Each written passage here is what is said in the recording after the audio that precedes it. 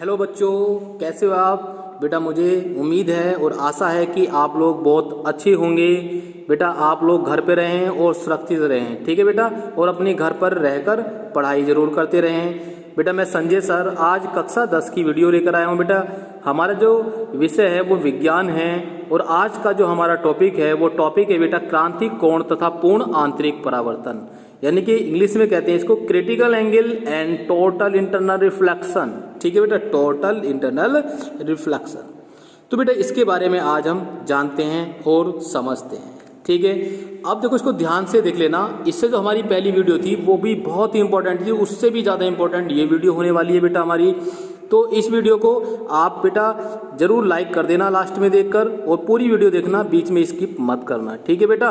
और यदि आपने हमारे चैनल को अभी तक सब्सक्राइब नहीं किया है संजय CRDM को, तो आप प्लीज़ हमारे चैनल को सब्सक्राइब जरूर कर दें, ठीक है। आपको सब्सक्राइब यदि लाल दिखाई दे रहा तो समझ लेना आपका सब्सक्राइब नहीं हुआ है, और जब वो ब्लैक या व्हाइट हो जाए तो समझ लेना कि सब्सक्राइब हो गया है। उसके पास में बेल आइकन दिखाई देगा तो उसको भी प्रेस कर दें, तो बेटा जो भी हमारी वीडियो होगी उसका नोटिफिकेशन आपके पास पहुंच जाएगा, ठीक है बेटा। तो चलते हैं अपनी वीडियो में। तो क्या है आज का टॉपिक हमारा? क्रांति कोण तथा पूर्ण आंतरिक परावर्तन, critical angle and total internal reflection, ठीक है बेटा। इसमें हम बात करते हैं, ठीक है। ध्यान से समझते रहना वीडियो को, बीच में स्किप मत करना बिल्कुल भी, और एंड तक देखते रहना। बहुत अच्छी वीडियो है, बहुत ही इंपॉर्टेंट टॉपिक है, और ये हर साल आपका जरूर आता है एग्जाम में, ठीक है। तो देखो जरा इसको बेटा समझ लें। एक डायग्राम हम बना रहे हैं, इसमें हमने मान लिया कि ये x डैश है, ये x डैश है, और ये y डैश है, ठीक है बेटा। तो ये क्या है, इस भुजा का यानी कि जो ये समांतर अक्ष है, यानी कि ये जो हमारी हॉरिजॉन्टल लाइन है इस पर लंब है, ठीक है। क्या है ये? लंब। इसको हम n से प्रदर्शित करते हैं, इसको हम कहते हैं लंब, मतलब अभिलंब। क्या कहेंगे बेटा इसको? अभिलंब। इसको हम अभिलंब कहेंगे। अब यदि देखो ध्यान से समझ लेना, जब कोई प्रकाशीय किरण सघन माध्यम से विरल माध्यम में प्रवेश करती है, किसमें? सघन माध्यम से विरल माध्यम में प्रवेश करती है। मान लें बेटा कि ये कौन सा माध्यम है? ऊपर का विरल माध्यम है। ये कौन सा माध्यम है? विरल माध्यम, ठीक है। और नीचे वाला जो माध्यम है ये क्या है? सघन माध्यम। सघन माध्यम, ध्यान रहेगा ना, ये विरल माध्यम है और ये सघन। ये जो बीच में लाइन खींच रही है वाली, इस लाइन के ऊपर सघन माध्यम है और नीचे विरल माध्यम है। हमने अभी क्या कहा कि जब कोई प्रकाशीय किरण, जब कोई प्रकाशीय किरण सघन माध्यम से, ये सघन माध्यम है, इस सघन माध्यम से कहाँ जाए? विरल माध्यम में। जो इससे ऊपर का माध्यम है वो कौन सा है? विरल। जब कोई प्रकाशीय किरण सघन माध्यम से विरल माध्यम में प्रवेश करती है, ठीक है नहीं, प्रवेश करती है, तो बेटा अपवर्तन में आपने बताया कि ये सीधी न जाकर कहाँ हो जाती है? अभिलंब की ओर झुक जाती है। कहाँ झुक जाती है ये? अभिलंब की ओर। सॉरी, ये सीधी न जाकर अभिलंब से दूर हट जाती है, ठीक है नहीं। ये प्रकाशीय किरण जब सघन माध्यम से विरल माध्यम में जाती है तो ये अभिलंब की ओर न झुककर कहाँ हो जाती है? अभिलंब से दूर हट जाती है, इस प्रकार से, ठीक है बेटा। ये तो अब यहाँ पर जो अभिलंब से, ये अभिलंब है, इस अभिलंब से जो कोण बनेगा ये I बनेगा, इंसिडेंट एंगल है ये, और ये जो यहाँ से अभिलंब से कोण बनेगा ये R बनेगा, ये रिफ्रैक्शन कोण है, रिफ्रैक्टेड कोण, ठीक है बेटा। अब बात करते हैं आगे, तो उस स्थिति में क्या होगा? तो बेटा जब कोई प्रकाशीय किरण सघन माध्यम से विरल माध्यम में जाती है, प्रवेश करती है, तो इसका अधिकांश भाग क्या हो जाता है? अपवर्तित हो जाता है, अपवर्तित हो जाता है, और शेष भाग परावर्तित हो जाता है, यानी कि पीछे की ओर इस प्रकार से निकल जाता है, ठीक है बेटा। लेकिन मैक्सिमम भाग क्या होता है इसका? वो अपवर्तित हो जाता है, ठीक है। तो इस स्थिति में हम क्या करते हैं, देखते हैं कि प्रकाशीय किरण अभिलंब से दूर हट जाती है। क्या हो जाती है? अभिलंब से दूर। देखो जानी चाहिए इस दिशा में, लेकिन जा रही है इस दिशा में, ठीक है। तो हम यहाँ पर ये कह सकते हैं कि जो ये अपवर्तन का, यानी कि अपवर्तन का जो कोण है R, इसका मान आपतन कोण जो I है इससे क्या होगा? बड़ा होगा। देखो आपको दिखाई दे रहा है कि R का मान I से कैसा है? बड़ा है। R बड़ा है ना, तो R का मान जो होगा वो बड़ा होगा। अब यदि अब इस स्थिति में अब यदि सघन माध्यम में आपतन कोण आई, ठीक है, बढ़ाते चले जाएं, इसको क्या करें हम, बढ़ाएं। ठीक है बेटा, कैसे, देखो आगे एक डायग्राम बना देते हैं, इसको हटा देते हैं यहाँ से, एक अभिलंब और खींच लेते हैं यहाँ पर। ठीक है, इसी लाइन पर एक अभिलंब और खींच लेते हैं। ऊपर कौन सा माध्यम है, विरल, नीचे कौन सा माध्यम है, सघन। अब हमने देखो ये जो एंगल था आई, इसको हमने बढ़ा के ऐसे कर दिया, यहाँ पर ले आएंगे, यानी कि लगभग हमने ये बड़ा कर दिया है। देखो बड़ा हो गया ना, इससे ये आई को बड़ा कर दिया। तो इस स्थिति में आर का मान कैसे हो जाएगा, तो आर का मान और भी ज़्यादा बड़ा हो जाएगा। देखो बेटा, जाना चाहिए ऐसे और चला जाएगा इस प्रकार से। अब इस स्थिति में देखें तो आर का मान पहले की अपेक्षा और ज़्यादा बड़ा हो जाएगा। बात समझ में आ रही है नहीं? ठीक है, आई का मान जैसे जैसे बेटा हम बढ़ाते चले जाएंगे, आर का मान भी बढ़ता चला जाता है। यदि इस स्थिति में हम इसको बढ़ाते बढ़ाते, आई के मान को बढ़ाते बढ़ाते, आर का मान, आई को बढ़ाते बढ़ाते आर का मान कितना हो जाए, 90 डिग्री हो जाए। देखो कितना हो जाए बेटा, ध्यान से देख लेना, ये क्या है, अभिलंब है n। यदि आई का मान बढ़ाते बढ़ाते, यानी कि हमने आई का मान ऐसे करके बढ़ाया, ये बढ़ाते चले गए, आई का मान, ठीक है, ये आई का मान, ये आपतित किरण है, और ये बढ़ता बढ़ता यहाँ पर ऐसे न जाके बाहर की ओर, ये कहाँ चले जाए, ये इस 90 डिग्री पर, यानी कि इस अभिलंब से 90 डिग्री का कोण बना दे। ठीक है बेटा, यहाँ से गुजर जाए। तो इस स्थिति में ये जो अब आपतन कोण होगा हमारा, ठीक है नहीं, ये जो आपतन कोण होगा, इस कोण को हम क्रांतिक कोण कहेंगे। यानी कि अब जो आपतन कोण कौन सा है बेटा, ये आपतन कोण आई है, तो यहाँ पर आई बराबर सी हो जाएगा, और इस सी को ही कहते हैं हम क्रांतिक कोण। बात समझ में आ गई होगी? ठीक है बेटा, तो ये क्रांतिक कोण होगा, इसे हम सी से प्रदर्शित करते हैं, क्रांतिक कोण को। तो क्रांतिक कोण को हम परिभाषित कैसे करेंगे, तो बेटा देखें, हम सघन माध्यम में बना वह आपतन कोण जिसके लिए विरल माध्यम में बना अपवर्तन कोण, अपवर्तन कोण कैसा हो बेटा, समकोण हो, अर्थात 90 डिग्री हो, 90 डिग्री हो। तो दोनों माध्यमों में या दोनों माध्यमों के अंतरापृष्ठ के लिए क्रांतिक कोण कहलाता है क्या, आई। ये जो कोण होगा ये दोनों माध्यमों के लिए क्रांतिक कोण कहलाएगा, आई इज इक्वल टू सी। ठीक है, इसी को हम क्रांतिक कोण कहते हैं। ठीक है बेटा, अब देखो ये जो क्रांतिक कोण है, ये क्रांतिक कोण का मान दोनों माध्यमों तथा प्रकाश के रंग पर निर्भर करता है। किस पर निर्भर करता है, ये इन दोनों माध्यमों पर और प्रकाश के रंग पर निर्भर करता है। जैसे बात करें कांच वायु अंतरा पृष्ठ, यानी कि कांच और वायु की अगर बात करें, ये ऊपर वाला माध्यम वायु हो और नीचे वाला कांच हो, तो उस स्थिति में दृश्य प्रकाश के लिए जो क्रांतिक कोण का मान होगा वो C is equal to 42 degree होता है। कितना होता है बेटा, C is equal to 42 degree होता है। बात समझ में आ गई होगी आपके। अब इस स्थिति में बेटा, इसी स्थिति में अब देखो एक कंडीशन और बनाते हैं। एक कंडीशन ध्यान से सुन लेना बेटा, ध्यान से समझ लेना इसको।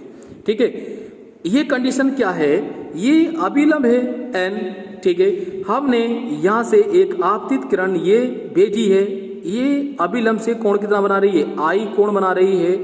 यदि ये इस प्रकार से इस यानी कि 90 अभिलंब से 90 डिग्री भी नहीं बनाकर 90 डिग्री से भी क्रॉस कर जाए, उससे बड़ा एंगल बना दे, यानी कि उसी माध्यम में वापस चली जाए जिस माध्यम से आई, ये अपवर्तित न होकर क्या हो जाए, पूरी तरह से परावर्तित हो जाए, पूरी तरह से उसी माध्यम में चली जाए जिस माध्यम में आई थी, और ये अभिलंब से कोण आर बनाए इस प्रकार से।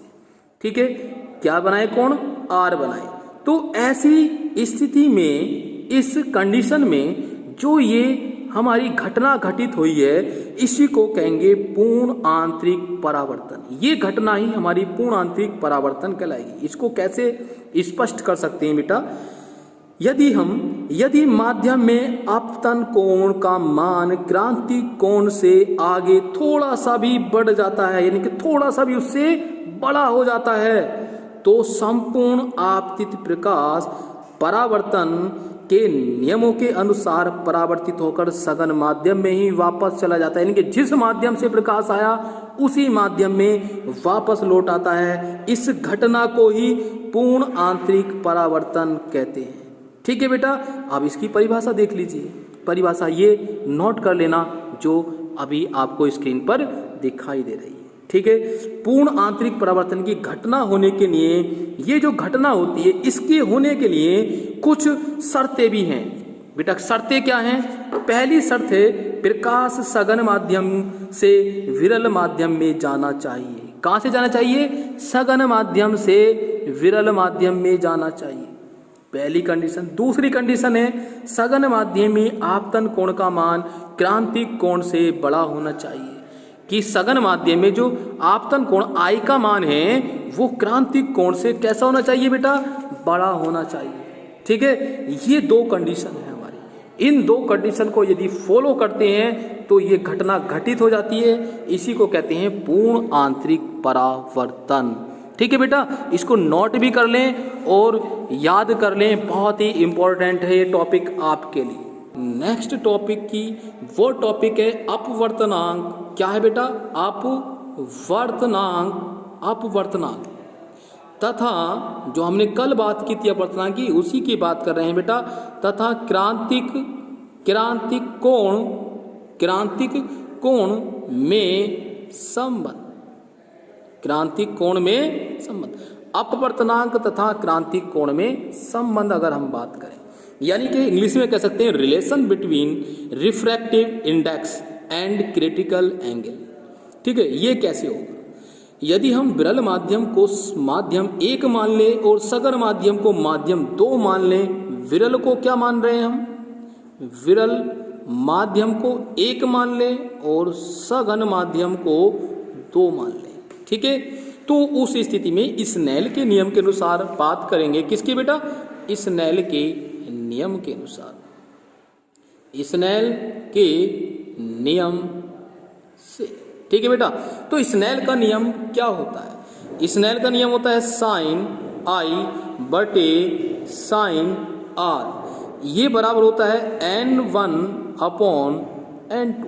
ये हमने कराया था आपको। ठीक है, क्रांतिक कोण आपतन पर कितना होगा इस कंडीशन में हम देखें यदि, तो क्रांतिक कोण, जो क्रांतिक कोण है हमारा, ठीक है नहीं, वो आपतन पर क्या होगा?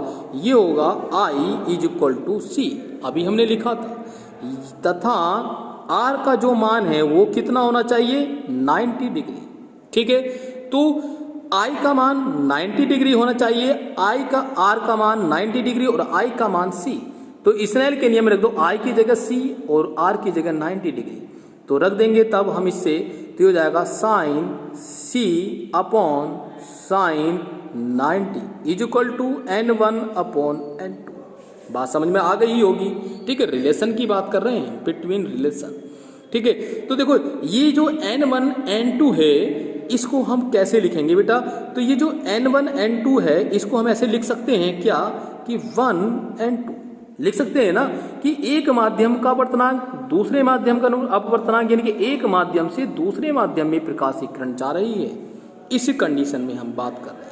तो बेटा साइन 90 का मान कितना होता है? बट हम लिख सकते हैं यहाँ पर, बट साइन 90 डिग्री = होता है 1। तो यहाँ पर 1 रख दें तो बेटा तब कंडीशन हमारी क्या हो जाएगी कि साइन C अपॉन 1 = इसके बराबर तो कितना आ गया? 1 n2। तो ये हो जाएगा हमारे पास साइन C = 1 n2। ठीक है, ये कंडीशन हमारी आ जाएगी। यहाँ से हम क्रांतिक कोण का मान ज्ञात कर सकते हैं इससे, या करके हम लिख सकते हैं इस सूत्र को 1 n2 = ठीक है 1 अपॉन, ये यहाँ पर है। ठीक है, यहाँ पर है मान, तो अब इसको हम कैसे लिख रहे हैं? देखो ये वाला मान यहाँ पर है, तो हम इस वाले मान को हम इधर लिख सकते हैं। ठीक, तो चलो ये तो फॉर्मूला हो गया, इसको चेंज कर लें, ये 2n1 कर दें तो उल्टा हो जाएगा, ये हो जाएगा 1/sin c, ये कंडीशन हो जाएगी। इस प्रकार से हम लिख सकते हैं। तो प्रकाश की उत्क्रमणीयता के सिद्धांत से ये स्थिति हम फॉलो कर सकते हैं। उत्क्रमणीयता के सिद्धांत से ये क्या हो जाएगा, ये देखो दोबारा लिख देते हैं 2n1 = 1/sin c। ठीक है बेटा, तो ये रिलेशन क्या था, ये रिलेशन था हमारा अपवर्तन तथा क्रांतिक कोण में संबंध, अर्थात relation between refractive index and critical angle. ठीक है, इसकी बात हमने ये कर ली है। तो यहाँ पर हम बात क्या कर रहे हैं, हम कह रहे हैं कि क्रांतिक कोण जो है, यहाँ पर हम बात कर रहे हैं क्रांतिक कोण की ज्या क्रांतिक कोण की ज्या का व्युत्क्रम विरल माध्यम के सापेक्ष सघन माध्यम के अपवर्तनांक के बराबर होता है।